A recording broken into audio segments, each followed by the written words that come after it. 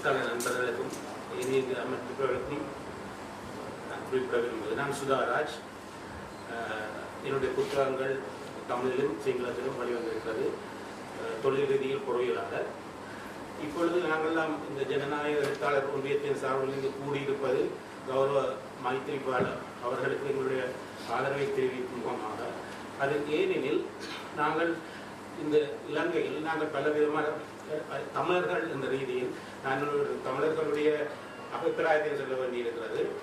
பல விதமான கஷ்டங்கள் இன்னல்களுக்கும் இடையிலாக வந்திருக்கிறார்கள்.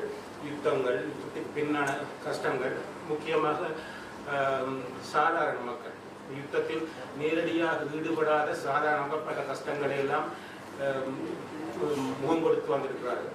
யுத்தத்துக்கு பின்னரும் அந்த கஷ்டங்கள் ஊடாக இருக்கிறார்கள். நாங்கள் இப்பொழுது ஒரு மாற்றத்தை விரும்புகிறோம்.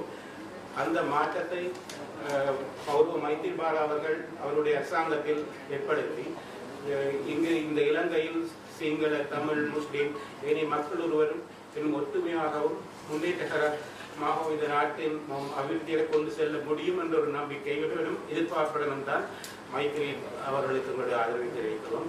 இந்த தருணத்தில் என்னொரு விடயத்தை குறிப்பிட விரும்புகிறேன். அது என்னுடைய கருத்துமல்ல, பொதுவாக ஒரு அபிப்பிராயம். 2 நாட்கள் முன்னால் மைத்திரி அவர்களின் எலெக்ஷன் மேனிஃபெஸ்டோ வெளியிடப்பட்ட பின்னர் ஒரு ஆதங்கம் இருக்கிறது தமிழ் மக்கள் மத்தியில். தமிழ் கட்சிகளை பற்றி நான் பேசவில்லை. இந்த இலங்கையின் முக்கிய பிரச்சனையான தேசிய இன பிரச்சனைக்கு நாங்கள் ஒரு நல்ல தீர்வு காண்போம், பல கட்சிகளையும் கலந்து பேசி இந்த புதிய சங்கத்தோடு தீர்வு காண்போம் என்பதை பற்றி குறிப்பிடவில்லை என்ற ஒரு ஆதங்கம் இருக்கிறது. இதையெல்லாம் அவர் நிவர்த்தி செய்வார் என்ற எதிர்பார்ப்போடு எங்களுடைய ஆதரவை தெரிவித்துள்ளது.